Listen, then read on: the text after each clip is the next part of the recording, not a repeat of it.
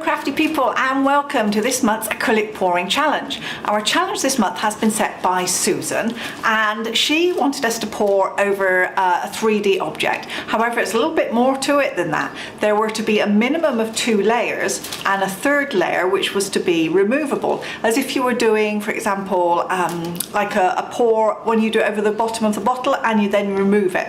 However, I'm cheating because I never cheat. I am such a stickler for the rules all the time, but this time I don't want a third removable item, and the reason is I found this. Now, doesn't that look pretty damn cool? Actually, this is like a plastic bucket that kids use for making sand castles. It's just like Chichen Itza in Mexico. It's like a Mayan pyramid. So I have glued it with some hot glue onto a canvas, and I just want to watch the paint run down the steps on this. I think it's going to be fascinating. I don't think for a second I'm going to create any type of masterpiece, but I'm just fascinated by wanting to watch the paints. So I have got a very simple color palette of black, bright red, silver and white. And I think what I'm going to do, because I don't want pink, I'm going to put black, let's organise them, black, then red, then silver, then white. So the red hopefully won't come in contact with the white and make pink, but we will see. So I am just going to get my overhead camera ready and then start to pour some paints. So what I did was I glued this little plastic sandcastle thing onto the canvas. Then I've given it a couple of coats of primer and then a couple of coats of acrylic paint, and now we're ready to pour. So sorry, Susan, for not following the rules exactly, but I just had to go with it as it is. Okay, so let's go with a little bit of black first of all. Now I've made my paints a little bit thicker today because, well, for a start, there's no Floetrol, there's no silicone in any of them. It's just paint and Floetrol, and I really want to get very distinct bands of colour. So I've made the paints quite thick in the hope that the colours don't mix too much. I just want them to be very distinct. And of course, as I do it, it's not going to cover the whole thing. It's going to run down the certain stepped parts, and all of the corners are going to be left exposed and just white. So we will see what that looks like. I want to try and do it quite carefully so that it's, at least as far as I can get it, a little bit equal.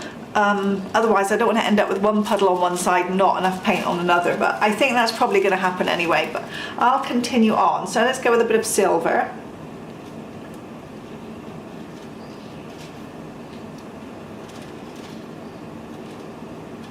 Okay, then the white. Now for some reason I've whipped up my white a lot today, and it's got a lot of bubbles in it, so we'll see what happens. I think you can tell my paints are a little bit thicker than normal, because instead of pouring out, they're kind of blobbing out a little bit. Yeah, look at all the bubbles in that white. Where's my torch?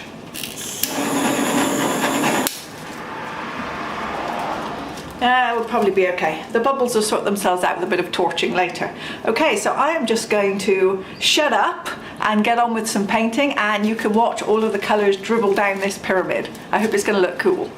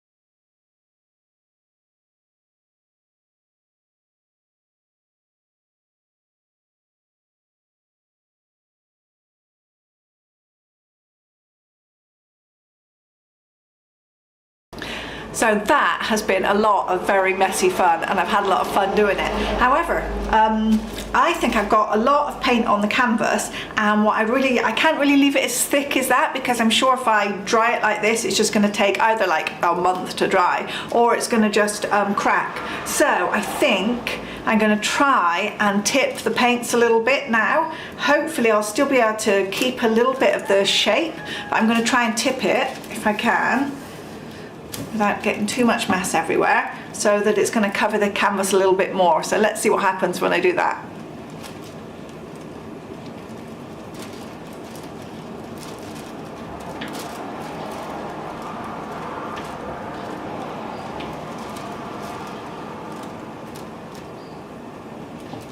Okay, a little bit at a time, a little bit that way, and then I'll go back in the opposite corner and do it back the other way. I've got a sheet of paper down, so that hopefully I'll catch most of all of this spill, and it'll be a bit easier to clean up. Let's take that back to the center and then off to one of these other corners.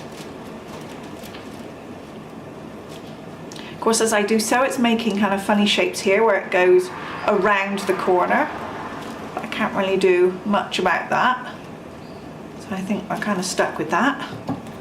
Let's go again, back in this other direction. And of course the paint tends to pool a little bit too. As I'm tipping that way, the paint pools just here, because of course it gets trapped by my little plastic bucket there.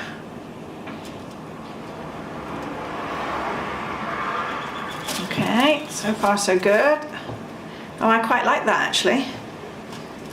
It looks kind of, it's getting a little bit of a marbled look. I kind of like it. Okay, so I'm going to go off and just try and finish the corner. I don't need to go all the way. A little bit of white is going to look kind of cool, I think. Let's stretch out this last one.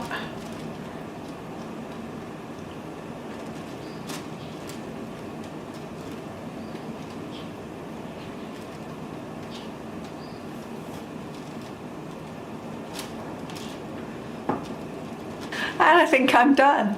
That looks really quite dramatic. I think with the black, white and red, the silver doesn't show up so much, but I think when it's dry, it'll just give it that little bit of extra metallic in there. So that is really very dramatic. So thank you so much to Susan for giving us this 3D challenge. I'm sorry that I cheated just a little bit and only used 2 layers instead of 3. I hope you will join us for the challenge this time.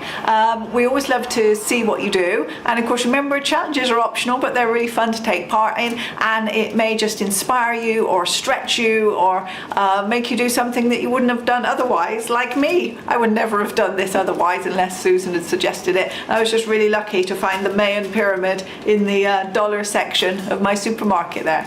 So I hope you'll have fun, and thanks very much for watching.